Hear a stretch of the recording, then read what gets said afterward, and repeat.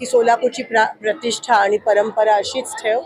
त्या सगळ्या संकटावर ही संक्रांत येऊ दे अशी मी सिद्धरामेश्वराच्या चरणी प्रार्थना करते. धर्माचा आणि निवडणुकीचा काही संबंध नाही आहे आणि म्हणून काही असू दे, कितीही सण असू देत, आम्ही ते साजरे करणारच आणि त्याच्यात तुम्ही कोणत्याही प्रकारचा मतभेद आणणं हे अपेक्षितच नाही आहे. मला असं वाटतं त्याच्याबद्दल बरंच काही बोललं गेलं आहे आणि लोकांना ते दिसून आलं. आज ह्या पवित्र दिनी मला त्याबद्दल टिप्पणी करायची नाही आणि मी सिद्धरामेश्वरांच्या चरणी हीच प्रार्थना करते की सोलापूरची प्रतिष्ठा आणि परंपरा अशीच ठेव आणि जे काही सर्वसामान्य लोकांवर संकट असेल, मग ते महागाईचं असेल, गढूळ पाण्याचं संकट असेल, कमी पाण्याचं संकट असेल, रस्ते आणि भ्रष्टाचाराचं संकट असेल, त्या सगळ्या संकटावर ही संक्रांत येऊ दे अशी मी सिद्धरामेश्वराच्या चरणी प्रार्थना करते आणि पुन्हा एक पुरोगामी विचाराचं सोलापूर आणि महाराष्ट्र उभं राहू देत.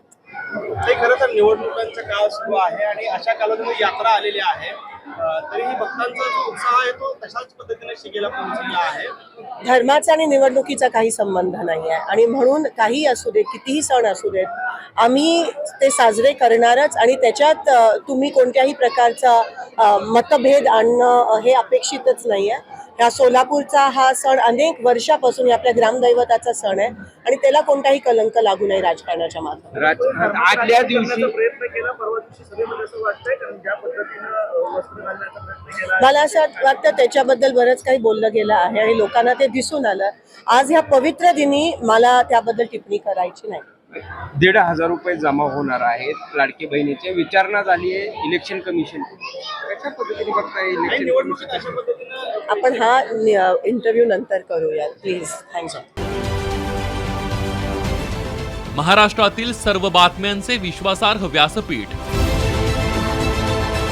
सकाळच्या सर्व सोशल मीडिया प्लॅटफॉर्मला लाईक, फॉलो आणि सबस्क्राईब करा. तसंच सर्व नोटिफिकेशनसाठी बेल आयकॉन प्रेस करायला विसरू नका.